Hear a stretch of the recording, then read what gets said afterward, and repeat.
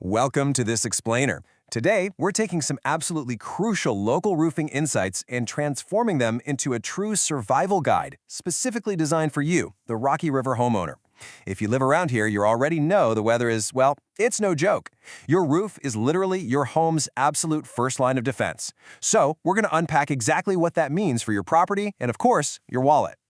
So you might be wondering, why does a roof in Rocky River take such a massive beating?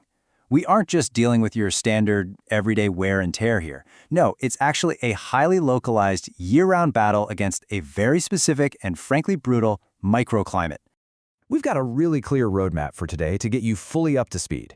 We're going to cover Lake Erie's challenges, spotting common roof problems, the complete replacement process, roofing costs and insurance, and finally, avoiding common roofing scams.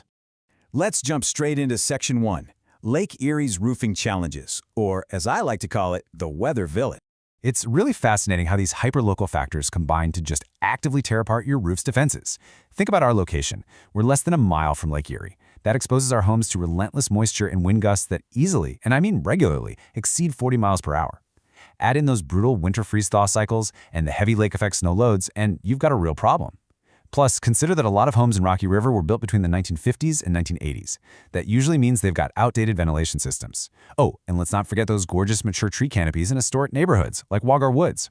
They look great, but they drop so much debris that completely clogs your gutters and traps moisture right against your roof edges.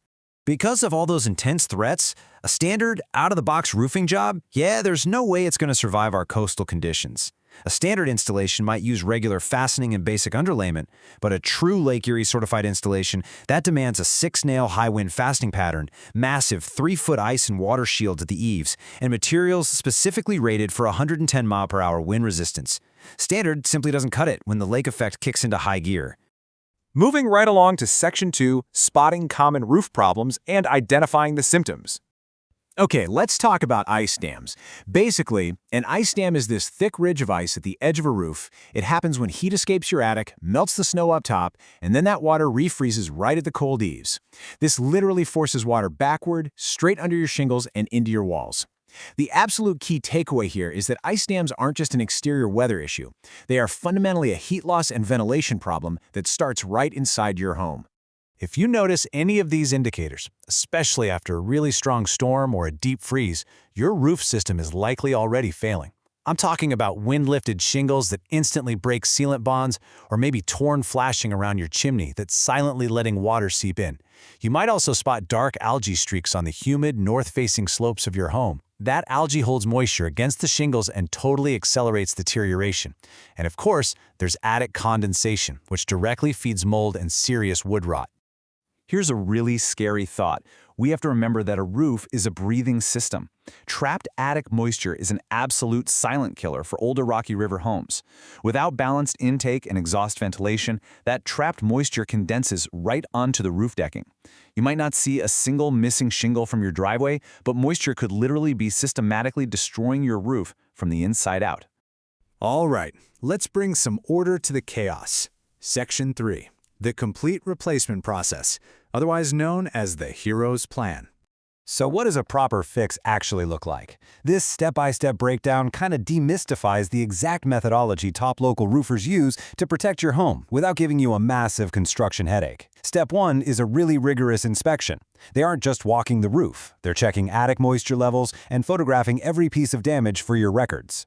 Step 2 is the actual installation. This means daily communication, careful deck repairs, and precision underlayment application.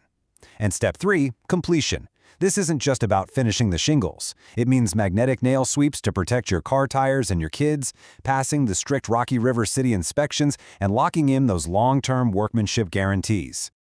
You're probably wondering how long this whole process takes, right? Well, a quality installation is surprisingly swift, but it has to be perfectly aligned with local building codes. You should plan on 3 to 5 business days just to acquire the proper permits from the city.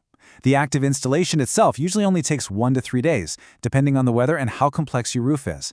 And the whole thing always wraps up with an official city inspection to ensure every single detail is strictly up to code.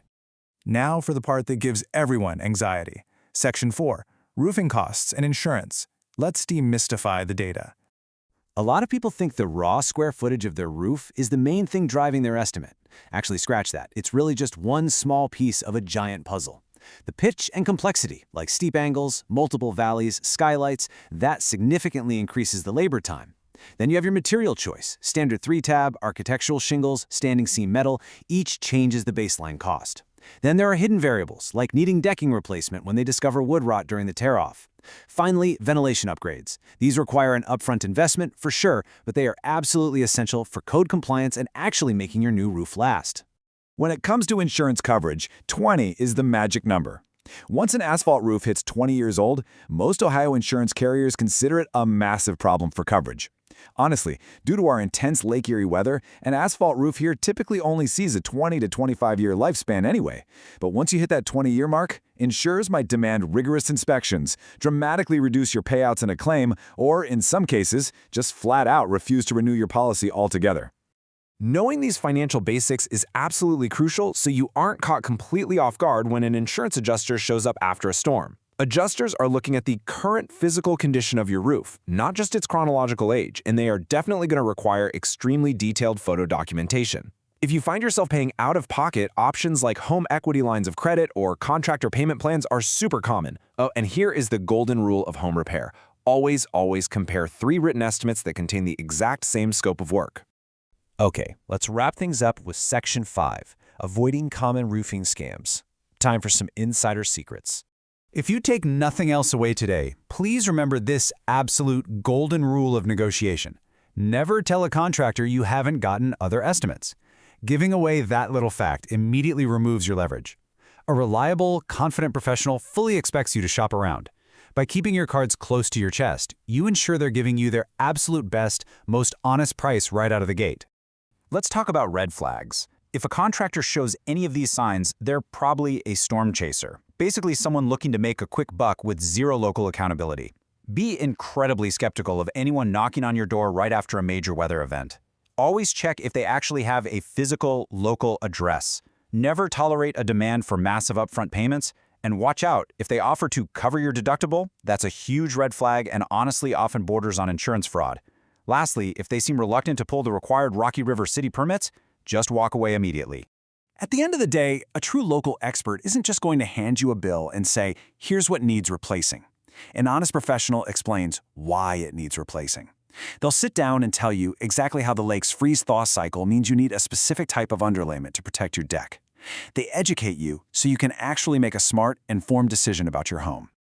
So, I've got to ask, is your roof truly ready to survive another brutal Lake Erie winter? Or are you maybe ignoring some hidden signs of failure? I highly encourage you to take a walk around your property today. Maybe carefully peek into your attic. That tiny bit of condensation or that one slightly lifted shingle, that might just be the critical warning sign you absolutely cannot afford to ignore. Thank you so much for joining me for this explainer. I really hope you found this breakdown practical. Stay safe and stay dry out there.